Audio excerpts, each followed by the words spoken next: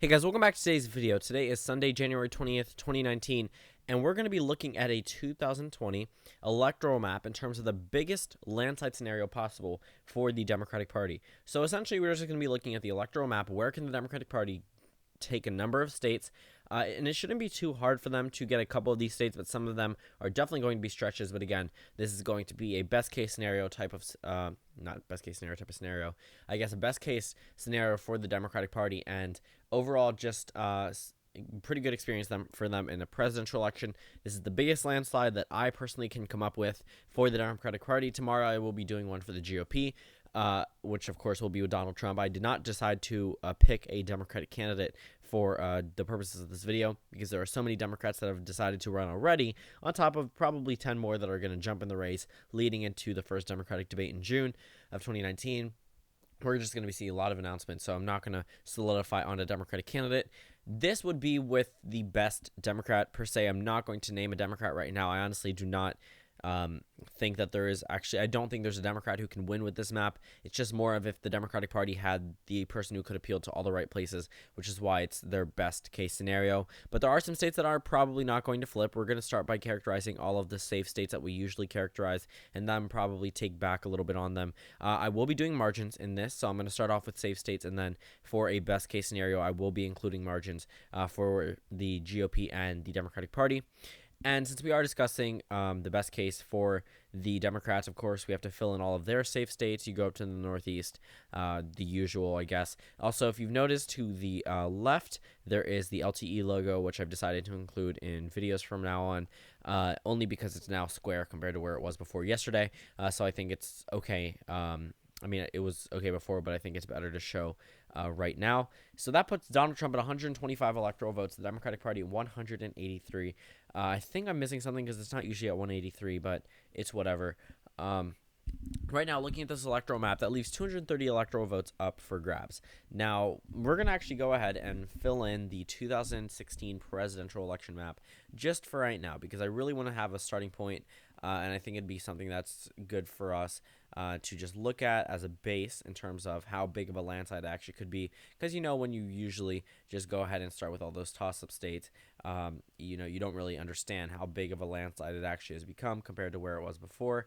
Sorry if the screen is lagging a little bit. I have no idea why it is. My computer has just been going really whack the entire day, so I guess that's part of it. But here we have 233 electoral votes, which that's not right. The 2nd district in Maine should be there for Trump in Maine's 2nd district, but that puts Donald Trump at 306 and the Democratic Party at 232.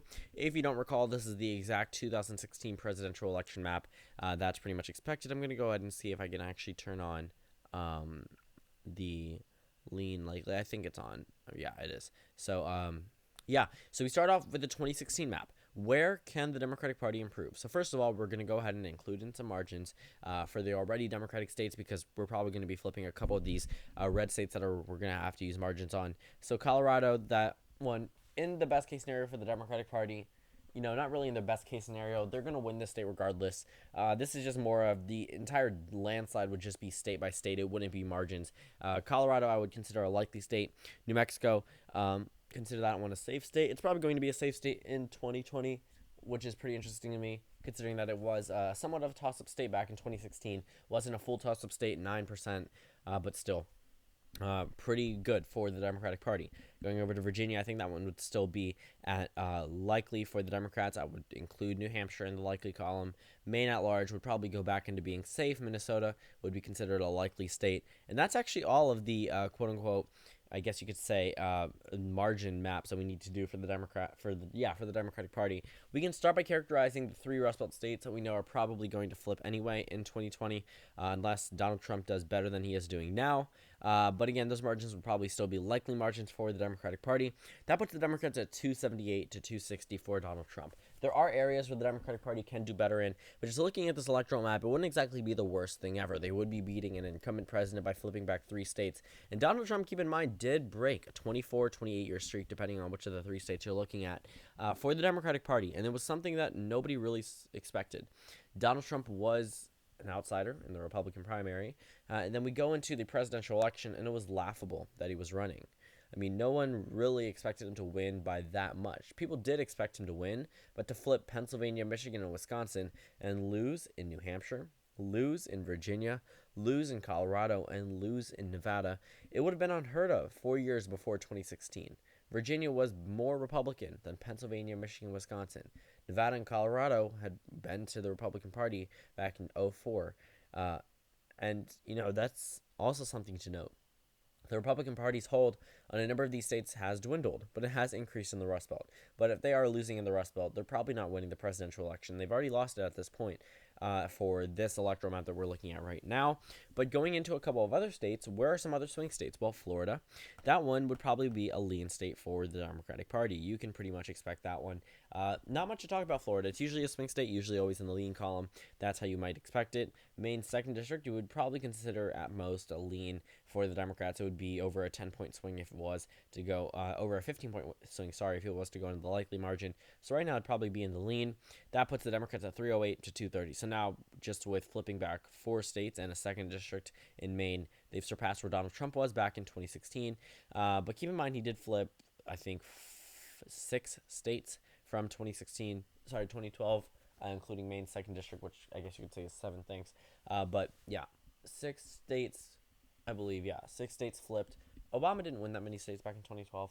That's interesting. But he did do pretty well back in 2008. I mean, he won a number of states. That's probably not states that aren't going to be on the map right now.